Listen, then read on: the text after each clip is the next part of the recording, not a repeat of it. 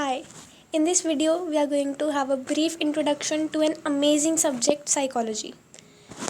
Let us see where did it emerge, how did it emerge, and when did it emerge.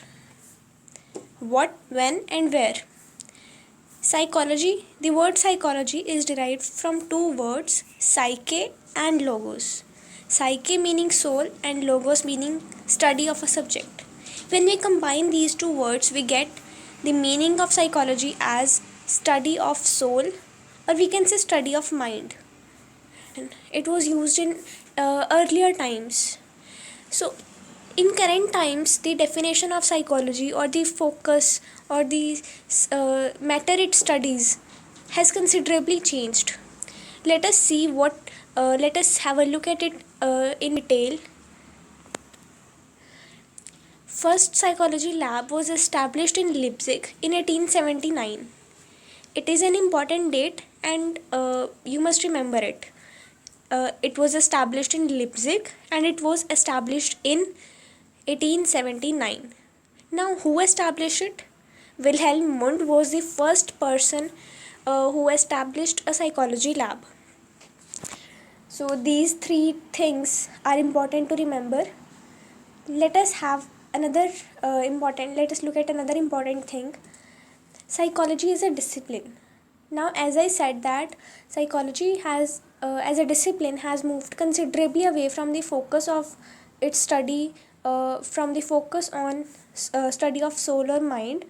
Now, psychology is defined as a science which studies mental processes, behavior, and experiences in different contexts. What does these three terms mean? Mental processes means state of consciousness or awareness. Means if you are solving a mathematical problem or you are doing any work that involves your mental processes. Next is your behavior. Behavior means reactions or responses we make or activities we engage in. Now, you are studying particular thing, that is your behavior. You are doing a particular task, that is your behavior. A person is smoking, that is his behavior. A person is writing something, that is his behavior. So some behaviors are covert, some are overt. What does overt behavior mean? Overt behavior, overt, O for observable. Overt behavior, observable behavior. Now, suppose a teacher is scolding a child. That is her observable behavior. Let us take another example. You see a lion or a tiger and you run. That is your observable behavior. Another type of behavior is covert behavior. As opposed to overt behavior, covert behavior is unobservable. It means you can't see that behavior. For example, when you give a test, when you are giving an exam, you feel your heart pounding, you feel your hand muscles twitching. That is unobservable by others because it's your own feeling. So that is unobservable behavior. For example, you think that there is a tiger and you decide to run. That is inside, that all thing is happening inside you and other person is not aware of it. So that is your unobservable behavior. That is known as covert behavior. The third term is experience, an event that is actually lived through. We know that we have positive experiences, we have negative experiences. Whatever experiences we have, they are influenced by our external as well as our internal conditions. Suppose you go to a picnic, but you are not fine, you are not well. So you may not enjoy that moment, you may not enjoy that picnic as much as you should because you are not well. It is because of your internal condition. So experiences are influenced by both your internal as well as your external conditions. Let us move forward. Psychology as a natural science. Let me explain you that psychology is considered both as a natural science as well as a social science. As a natural science, psychology makes use of biological as well as physical sciences. Now we know that natural science means something like that conducts studies in systematically and under controlled conditions.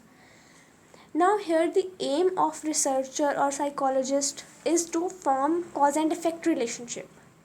For example, what is the cause behind a particular behavior of a person and what effect will it have on the person? So that is the aim of researcher, to know about these things.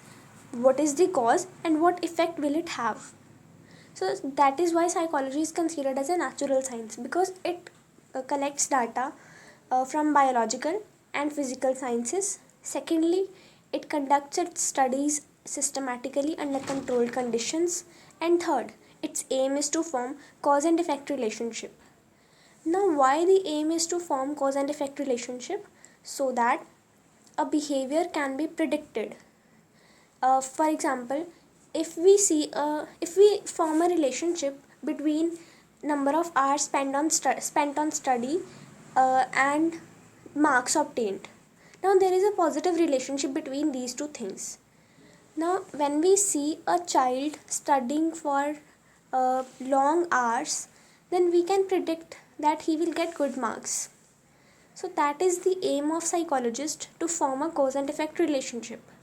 The number of so that is the aim of psychologist, to form a cause and effect relationship. We have seen that psychology is considered as a natural science. Psychology is also considered as a social science. Why?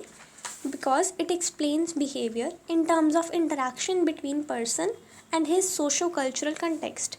It means how a society, how the cultural conditions, how the social conditions are influencing the behavior of a person. For example, if a child is born in a society where he always sees people involving in immoral tasks, then the influence will be same. It means that when the child will be grown up, he will have some traits of that society. So that is how a person is influenced by his her society. Now let us take another case. A child is born in a society where the society teaches the child to be extrovert. Now the child will have a bit characteristics of being extrovert. So that is another behavior that is induced by society in that child. So that is because of the society or the socio-cultural context the child is born in, on this or of which the child is a part. Psychology as a social science also deals with human behavior and experiences in context of their society and culture, as I've already explained it. So due to these reasons, psychology is considered as a social science. So that's all for today.